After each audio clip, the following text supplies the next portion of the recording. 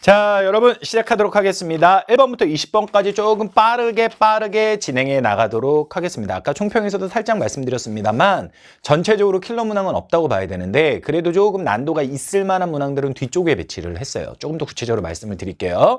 그러다 보니까 어떤 문제가 발생을 하냐면 한 페이지에 다 2점짜리, 뒷페이지에 뭐 다 3점짜리 이렇게 한 페이지는 다 3점이고 한 페이지는 다 2점이고 이렇게 가기가 어렵잖아요. 그러니까 1페이지만 보더라도 2점짜리로만 쭉 배치를 했는데 2페이지에 보게 되면 5번부터 10번까지 놓고 봤었을 때 8번, 9번 이런 데 3점짜리가 들어가고 뒤쪽으로 가면서 3점짜리가 많아졌단 말이에요. 무슨 말씀이냐면 한 페이지에 그냥 무조건 다 2점짜리, 한 페이지는 다 3점짜리로 배치하는 게 쉬운 문제가 아니기 때문에 앞쪽에 있는 문항이 그다지 난도가 상대적으로 높지 않아도 3점으로 배치될 수가 있고 뒤쪽에 있는 문항은 어려운데도 불구하고 2점으로 배치될 수도 있다. 소위 말하는 역배점이 쓰였기 때문에 제가 총평에서 실력도 실력이지만 실수가 없어야 하는 시험이다. 라는 말씀을 드린 거고요.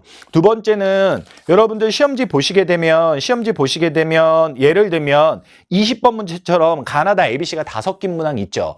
이런 것들이 지금까지의 한지에서 변별력을 유지해왔던 유형의 문항들이에요. 근데 이런 식으로 출제하는 것들을 제가 이제 뭐 무지개나 이런 것 때도 계속해서 말씀드렸습니다만 평가원에서는 되도록이면 많이 하지 말자라고 요구를 하고 있대요. 그리고 뭐 지금 없는 삼각형 그래프 이런 것들 너무 학생들이 어려워하니까 이런 거 많이 내지 말자라고 문제 개수에 제한을 두고 있답니다.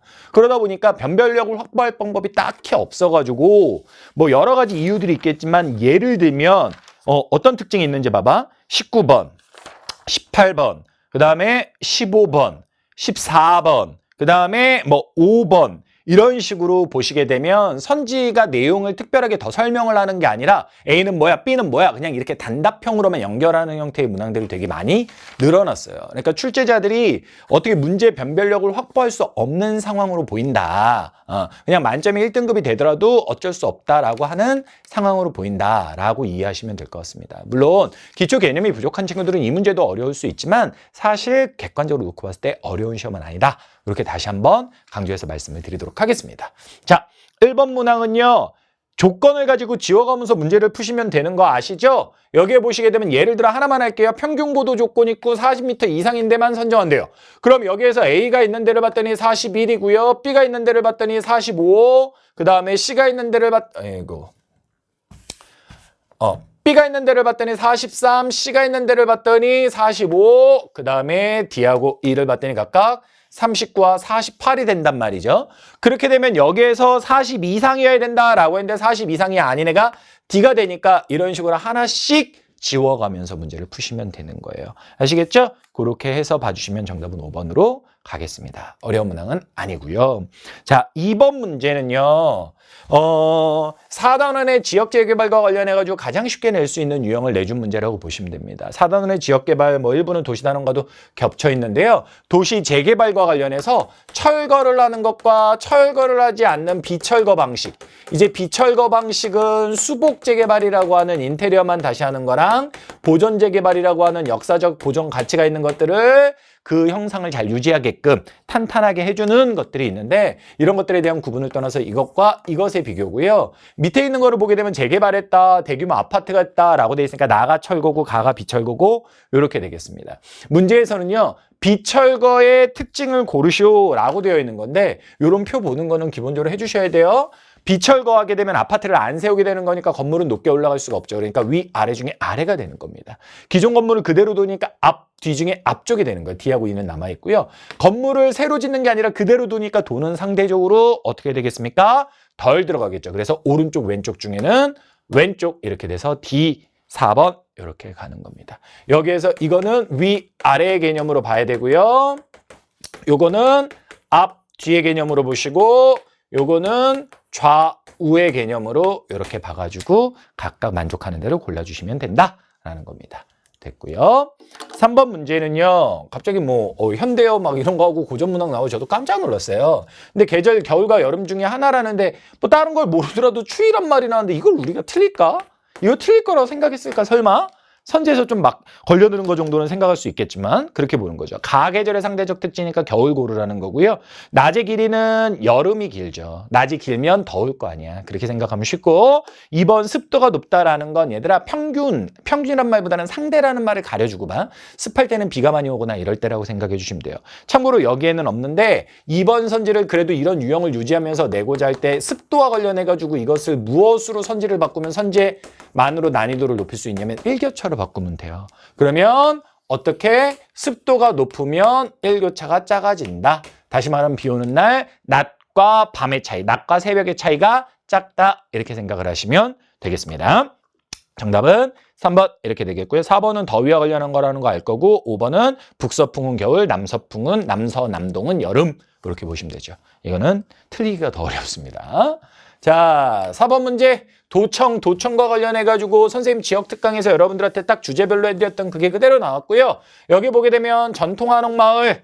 요건 선생님이랑 수업한 사람들은 문제 그대로 맞췄네 막 이런 생각도 들 거야. 전주가 한옥마을은 있는데 세계문화유산은 아니랬잖아. 이쪽 같은 경우는 세계문화유산이 된 전통마을은 안동하고 경주가 있는데 도청까지 있는 데는 안동이니까 이거 안동고르라는 거고 이건 소리축제나 이런 게 더해지면서 전주 골라라 라는 이야기가 되겠죠. 그래서 정답은 몇 번으로? 2번으로 가시면 되는 겁니다. 아시겠죠? 그렇게 봐주시면 되겠고요.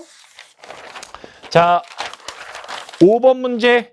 5번 문제는 시설의 입지와 관련해가지고 문제를 준 건데 그냥 뭐 새롭네요. 문제가 어렵다는 느낌은 전혀 없지만 여기에서 보게 되면요. 공항은 모두 다 있으니까 이거 왜 써줬을까요? 전 써준 이유를 모르겠네요. 다 있는데 2개만 넣으면 좀 민망했나? 자, 항만 원자력발전소인데 원자력발전소가 한 군데밖에 없으니까 이걸 가지고 먼저 해주면 되고요. 선지를 보니까 대구하고 부산하고 인천을 1번 선지에서 계속 돌려 쓰고 있죠. 그러면 이게 있는 데는 어디밖에 없으니까 부산밖에 없으니까 가는 부산이 되겠죠. 그럼 나하고 다는요. 항구가 있다 없다의 차이니까 누가 바닷가냐잖아. 인천하고 대구 중에. 답 끝났지 뭐. 그렇게 해주면 되는 거야. 됐니? 너무 쉽고 6번 문제는요.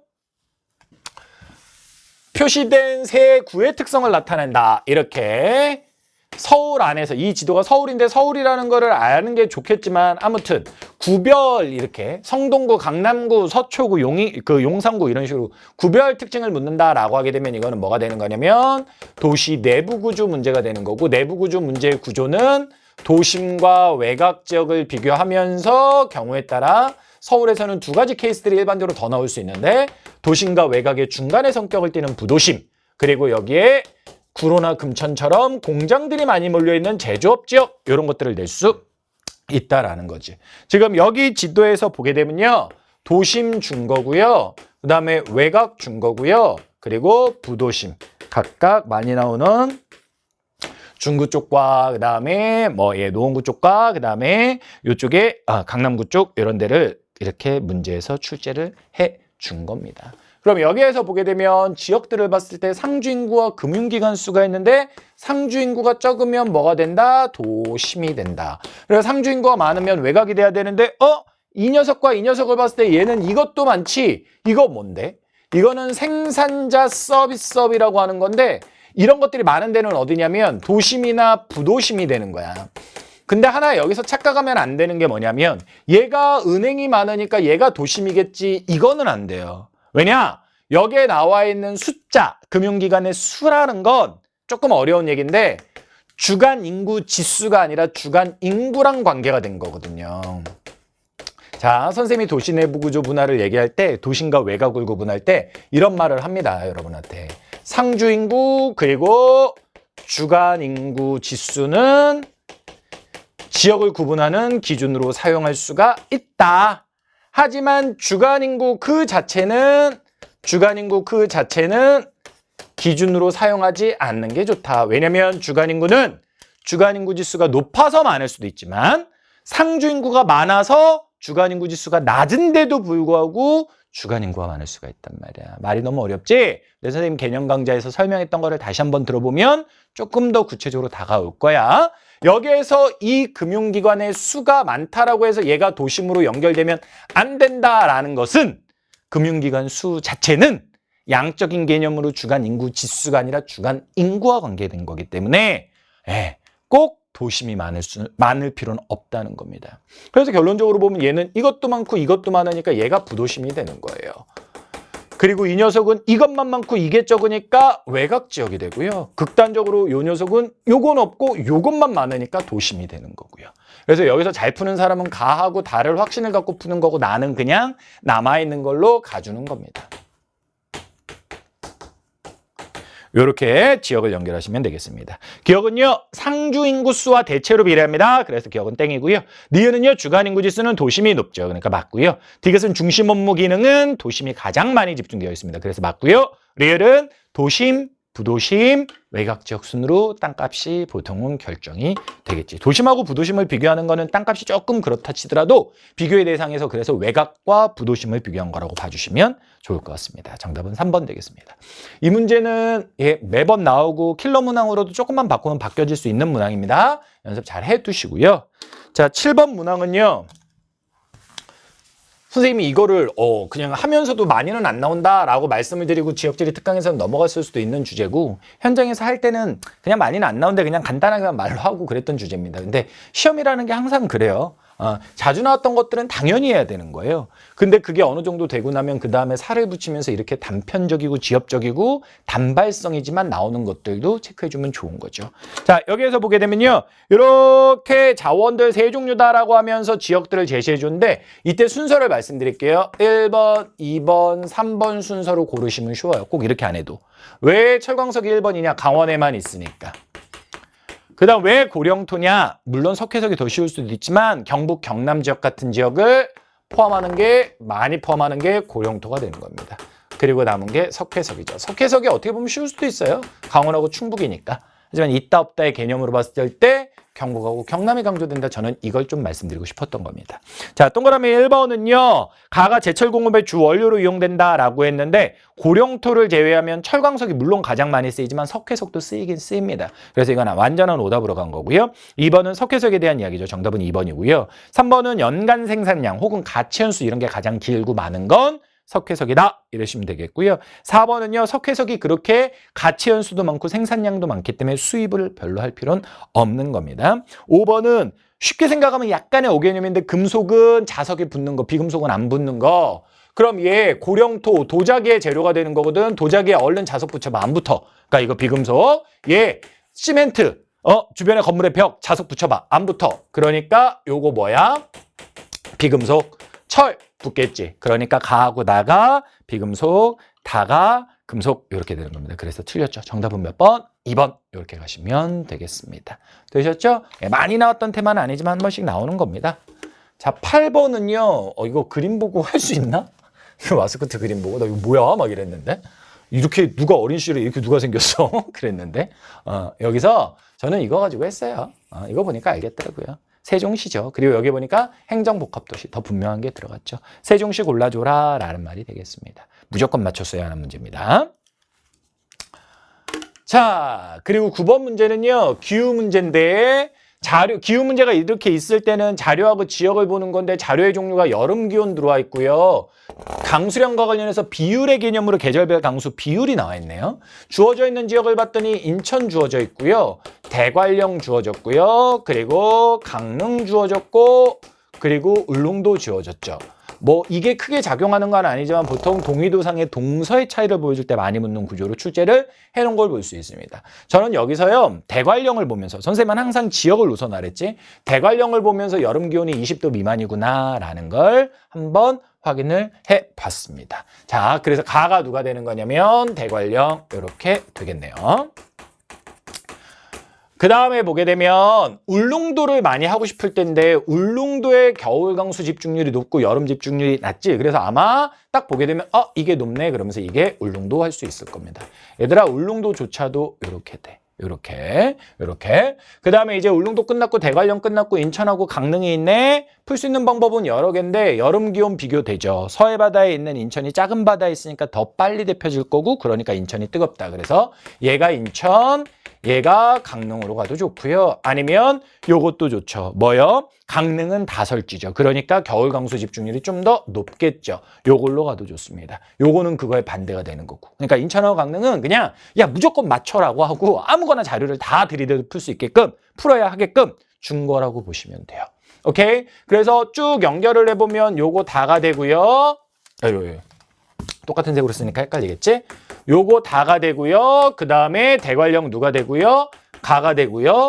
강릉 누가 되고요? 라가 되고요. 울릉도 누가 되고요? 나가 되고 다가 라나 이런 식으로 쭉 연결이 되겠습니다. 자, 선지에 대한 걸 들어가기 전에 제가 여기서 여러분들이 보셔야 되는 거 하나 말씀드릴게요. 이건 아마 선생님이 무지개 때부터 말씀을 드렸는데 기후에 대한 통계 자료가 바뀌었다. 숫자 자체를 외우는 게 무의미할 수 있다라고 했는데 올해 EBS 수투계는 반영이 안 돼 있었는데 여기 보시면 바뀐 통계값으로 나온 겁니다.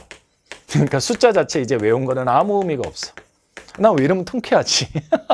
너희들은 힘들어하겠지만 아니야. 선생님이랑 같이 했던 애들은 내가 숫자 그래서 중요한 거 아니라고 했잖아. 계속해서. 나는 너무 통쾌한데? 그래, 바뀐 통계값으로 6월에 나왔다는 건 9월 수능도 한국지리 기후값은 바뀐 걸로 가겠다는 거야. 선생님이 그거 반영해서 파이널 때는 자료 줄게. 주긴 주는데 일단은 바뀐 것으로 출제되었고 이제 신호탄이 쏘아 올려졌다. 자기가 혹여라도 외웠던 숫자를 가지고 푸는 건 무의미할 수 있다. 그런 것들을 염두에 두시면 되겠습니다. 자, 선지 보시면 1번은요, 울릉도니 묻는 거고요. 2번은요, 나가 울릉도구 가가 평창 대관령인데 대관령이 평균 강수가 조금 줄긴 줄었어요. 바뀐 자료에서는. 그런데도 불구하고 당연히 더 다우지가 되겠죠. 그리고 3번은요, 연교차를 다하고 나하고 비교하고 있는데요. 서해안하고 동해안 한가운데 있는 울릉도에 대한 비교라고 보시면 되고 자료에서는 없고요. 작은 바다니까 좀 더 얘가 클 수밖에 없는 겁니다. 따라서 정답은 3번 되겠고요. 4번은 대관령의 고도가 높은 거고요. 5번은 동해안인지 서해안인지 비교해 보시면 되겠죠. 됐습니까? 중요한 거 하나 말씀드릴 수 있겠네요. 자, 10번 문제. 요거는 대단한 적중도 아니지만 선생님 무지개 너희들한테 보여줬던 그게 어떻게 그대로 나오냐? 근데 봐라. 6월이니까 지명 써 있는 거야. 지명 없어도 등고선만으로도 풀 수 있게끔 연습해야 돼. 왕경사라고 하면서 고도가 감소하네. 분지. 근데 우리나라의 울릉도가 아닌 분지는 모두 침식분지. 강원도 양구지. 그 다음에 여기 상대적으로 완경사. 그런데 이렇게 가다 보니까 900, 1000, 1100 이렇게 되면서 고도가 올라가네. 그러니까 얘 고위평탄면 이렇게 되는 거죠. 됐어요? 완경사.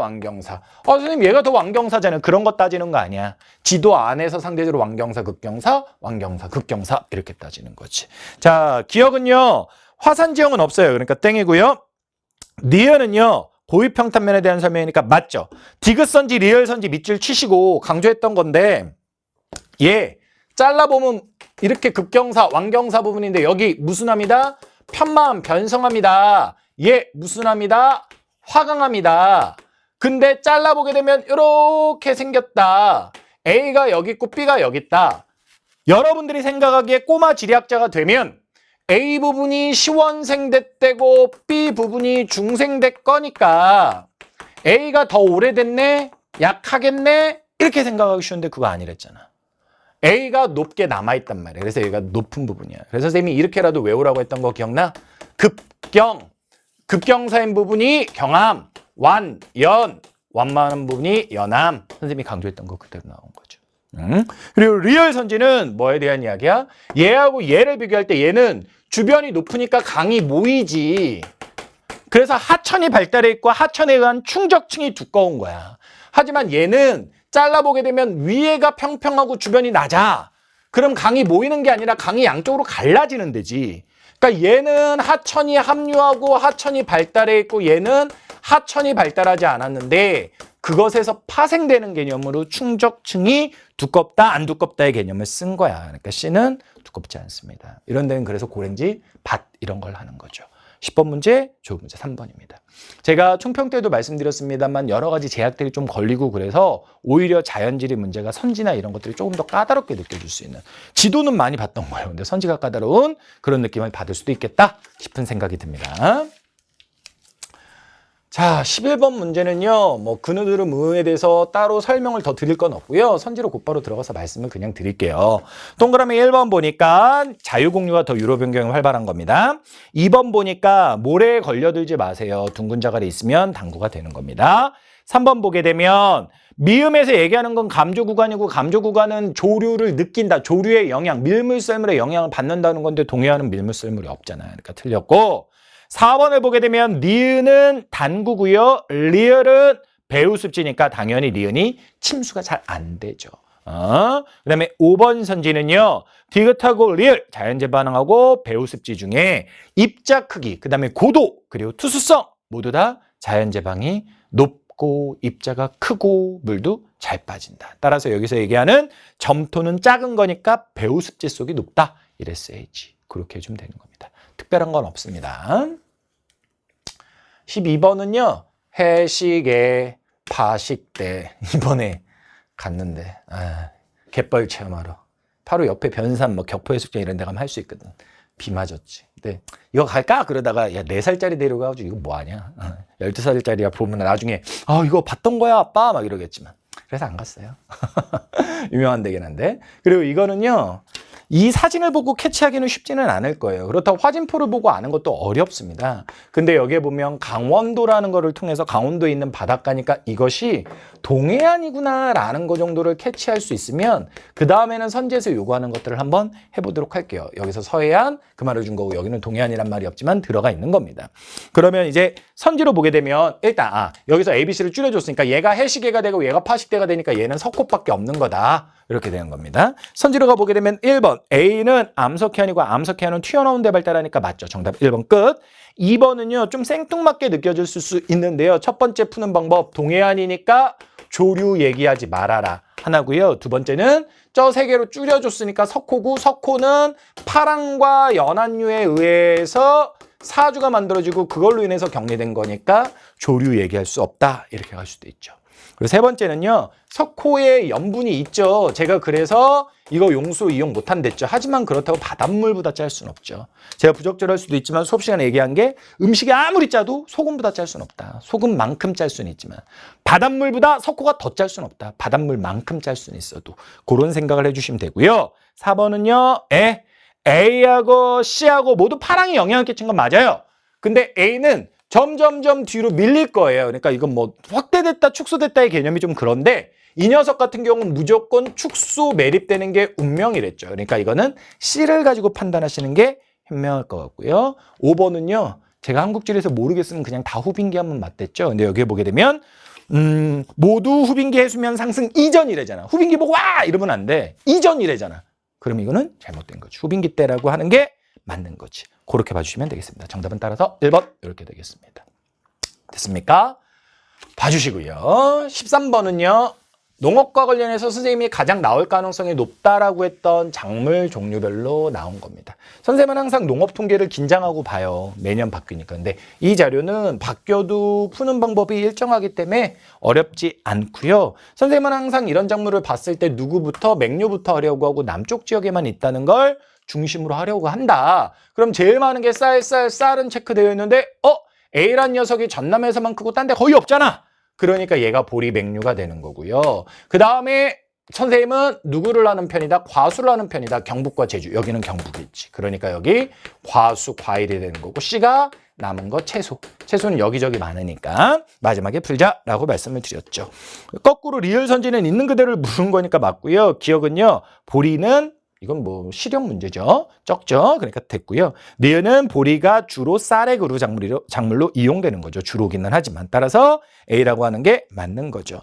디귿선지가 가장 어렵다라고 봐야 되는데 디귿선지에서 얘기한 게 뭐냐면 경지 면적 대비 시설 재배 면적의 비율이잖아. 얘들아 이 말을 있는 그대로 말하면 야 농경지 중에 시설 재배한 거의 비율이 어떻게 돼? 이 이야기거든요. 근데 이것에 대한 이야기는 지금 과일하고 채소에 대한 이야기인데 조금만 설명을 들으세요. 제가 이거는 촌락이나 이런 거 설명하면서 농업 파트 설명하면서 강조하는 겁니다. 자, 식량 작물이 있고요. 원예 작물이 있어요. 그러면 이 원예 작물이 조금 기계화가 잘 안 됩니다. 식량 작물은 트랙터나 이항기 컴바인으로 하면 되는데 얘는 그게 안 돼요. 그래서 기계화가 잘 안 되고 얘는 기계화가 좀 잘 됩니다. 일단은 이게 우선이에요. 그리고 여기 한 가지를 더하면 얘는요, 노지 재배예요. 비닐하우스가 없어요. 근데 얘는 노지 재배도 있지만 시설 재배도 있어요.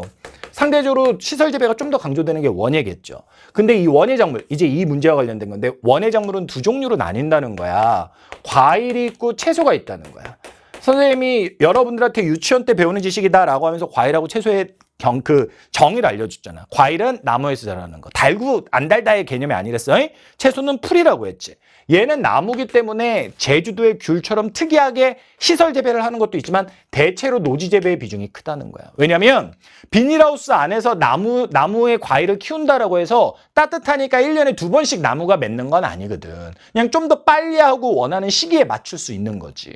반면에 채소는 풀이니까 빨리 따뜻하게 해가지고 키우면 잘라 다시 심어 이렇게 될 수가 있는 거야.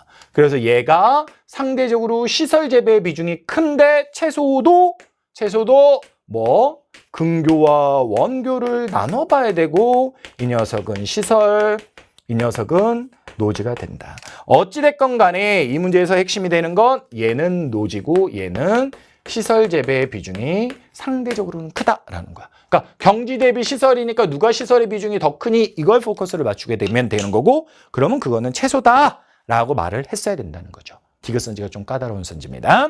그렇게 해서 봐주시면 되겠습니다. 되셨죠? 14번은 진짜 이렇게 나올 줄 몰랐네요. 가 대구 보고 푸시고요.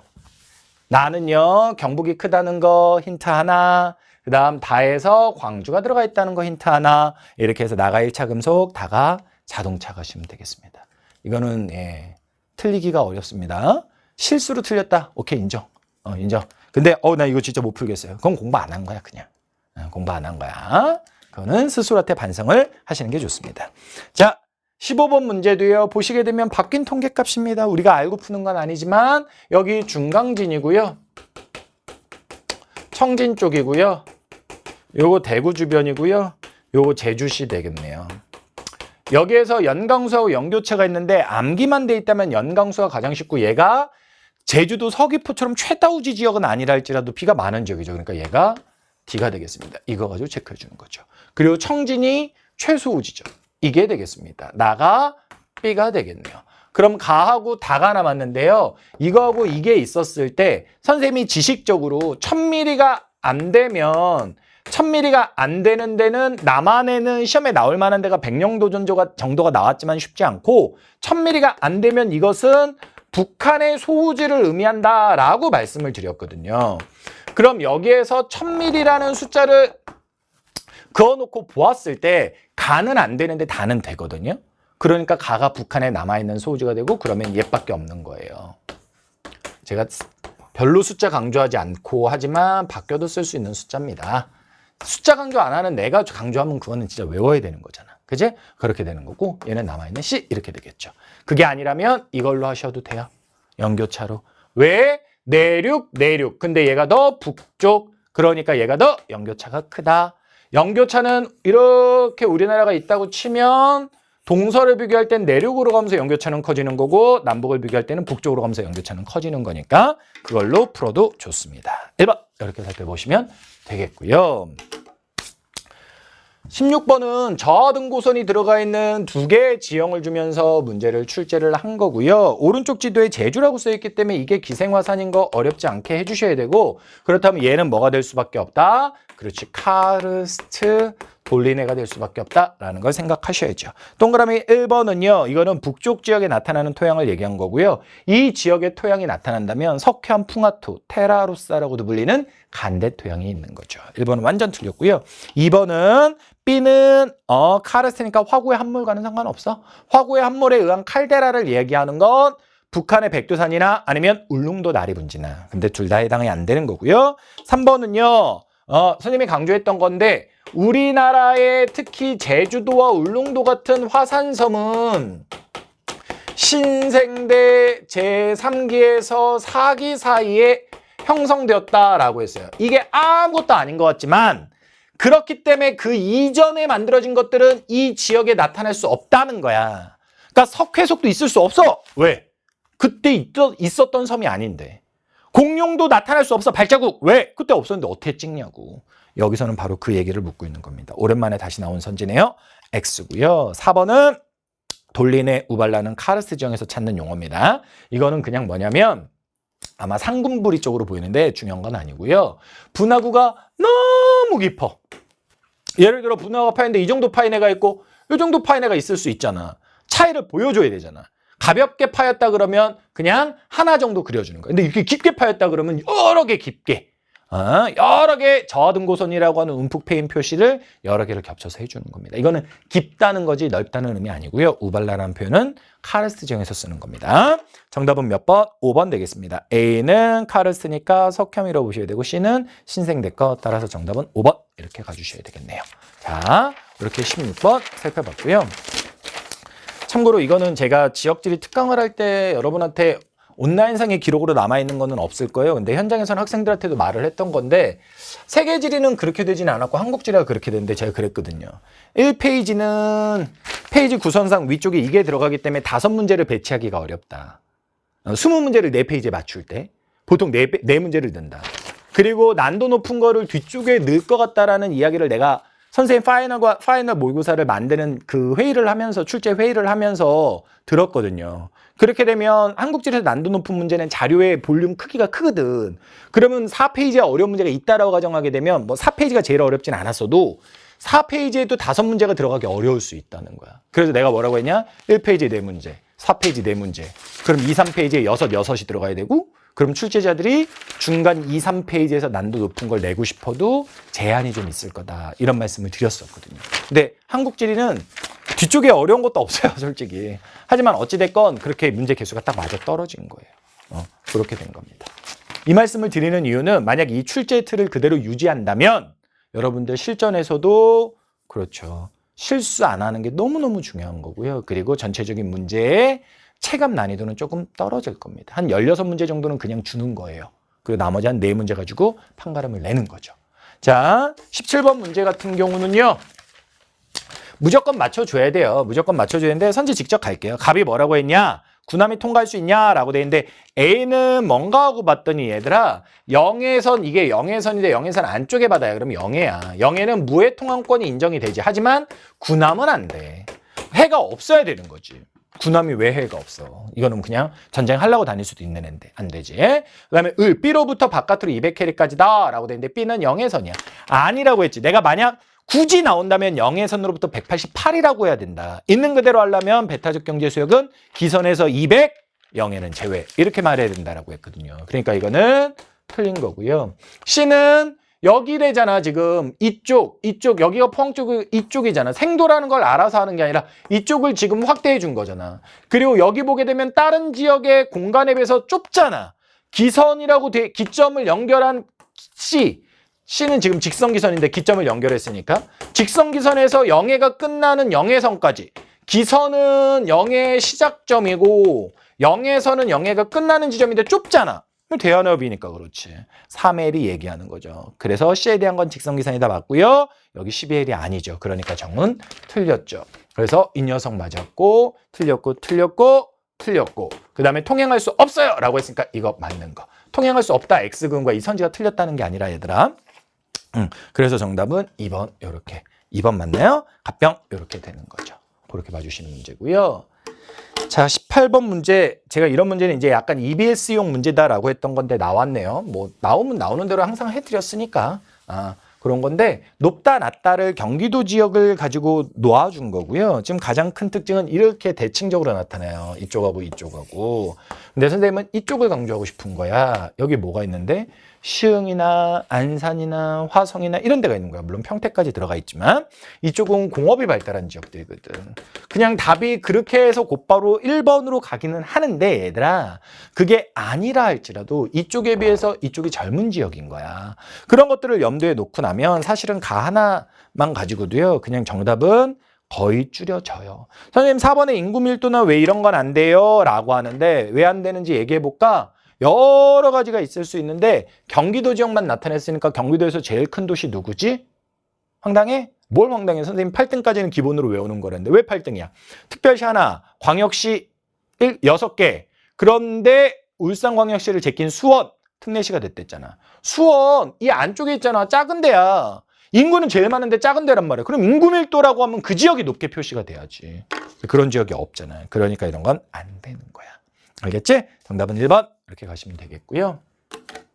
19번 문제, 오랜만에 인구 피라미드 문제가 다시 살아서 나왔어요. 못 내는 건 아닙니다. 근데 항상 조금 덜 나왔던 건데 오랜만에 나왔고요.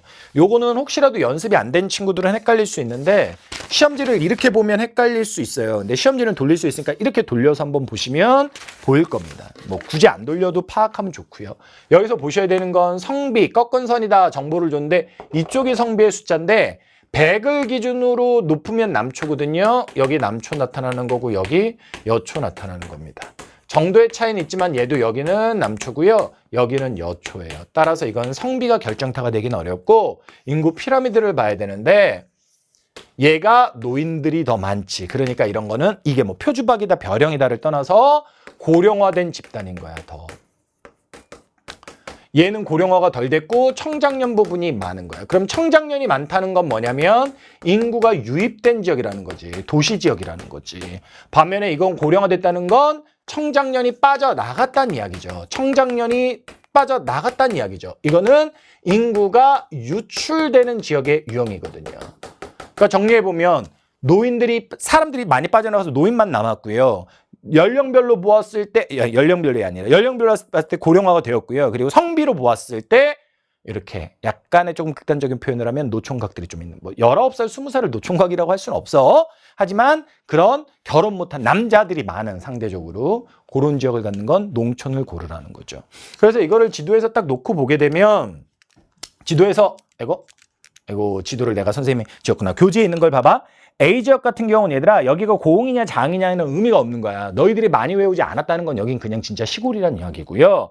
B하고 C 같은 경우는 B는 꼭 집어서 거제라는 거 알 수 있고요. C 같은 경우는 부산의 왼쪽 위쪽이니까 김해라는 거 알 수 있거든요. 그럼 여기서는 그렇지. 둘 다 남초가 심하게 나타났다는 걸 통해서 일단은 거제가 들어간다는 생각은 했을 거야. 근데 거제를 이쪽으로 먼저 해줄 수 있어야 돼. 왜? 젊은이가 많고 인구가 유입됐다라는 신흥공도시의 특징을 가지고 있기 때문에 그렇게 얘를 B로 해주는 거고 그럼 가는 뭐냐? 남초가 심한데 인구가 많이 빠져나간 지역이다. 김해는 남초다 여초다는 생각할 필요가 없어요. 알 수도 없어도 좋고 하지만 적어도 김해는 신도시잖아요. 그러면 젊은이가 많아야죠. 따라서 이게 A가 고흥이든 장흥이든 결과적으로 고흥이지만 모르겠다 시골. 그래서 가가 A로 먼저 연결이 되면서 가는 A, 나는 B, 정답은 1번 이렇게 되는 겁니다. 저는 이걸 거제를 먼저 풀어드렸지만 합리적으로 푸는 건 얘 시골이네 A 연결하고요. B하고 C를 김해와 거제 중에 무엇을 근거로 성비를 근거로 거제로 봐야 하는 과정을 거치는 게 맞는 풀이법입니다. 아시겠죠? 인구 피라미드 오랜만에 다시 살아서 나왔습니다. 참고로 이런 거 가지고 인구 피라미드로 나중에 난이도를 높일 때는요. 요 인구 유입된 거잖아요. 대도시는 이런 모습 안 나타나. 대도시는 청장년이 많긴 많지만 저렇게 안 나타나. 상대적으로 인구가 적고 최근에 성장한 지역일수록 이렇게 청장년이 확 튀어나가 있는 모습으로 나타나. 그런 것들을 참고로 들어두시면 좋겠네요. 자, 마지막 20번 문제. 20번 문제가 변별력이 있죠. 20번 문제가 변별력이 있고요. 최근에 외국인 문제가 계속 트렌디하게 나옵니다. 외국인과 관련해서 대전하고 안산하고 예천을 줬어요. 그럼 예천은 안동 옆에 있는 동네인데 얘는 예천이라서 푸는 게 아니라 그냥 시골인 거예요. 대전하고 안산은 특히 안산은 외국인 노동자가 많은 곳으로 유명한 데고요. 그럼 대전은 왜 줬을까라고 생각을 해보면 대전은 뭐다? 대덕 연구단지가 있고 카이스트가 있고 충남대 공대가 있고 이런 것들이 있기 때문에 외국인 유학생이 많을 수 있다라는 걸 염두에 뒀을 거다라는 겁니다. 자, 그럼 자료를 볼게요. 자료를 보게 되면 제 눈에는요. 여러분들은 이게 먼저 띄었을 수도 있어요. 근데 제 눈엔 이게 먼저 눈에 띄었어요. 왜 이렇게 외국인 주민이 적을까? 그 말은 인구가 적다는 거야. 외국인과 관련한 건 국제 결혼 비율을 제외한 모든 것들이 도시가 많댔어. 그러니까 얘가 외국인 숫자잖아. 적어? 그럼 이거 도시 아니라는 거지. 세 지역 중에 가장 도시가 아닌 곳이 예천입니다. 이렇게 되는 거야. 그리고 나서 요 지역을 보게 되면 얘는 성비가 100이 안 돼. 여초야.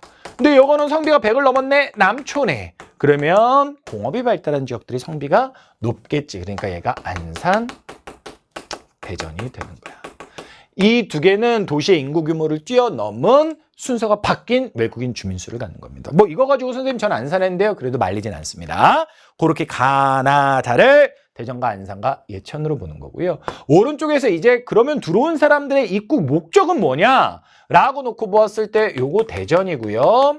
요거 안산이고요. 요거 예천이라고 놓고 보았을 때 기타를 제외하면 요거는 지금 누구하고 누가 크냐면 B하고 C가 커요. 여기서 저는 오히려 이게 다른 애들은 어찌됐건 A가 적지만 있고 얘가 물론 A만 유일하게 혼자 크지만 그런데 얘는 아예 없잖아. 그러면 예천이라는 곳에 아예 없는 게 유학생일까 국제결혼일까 노동자일까? 유학생이겠죠. 그래서 얘가 유학.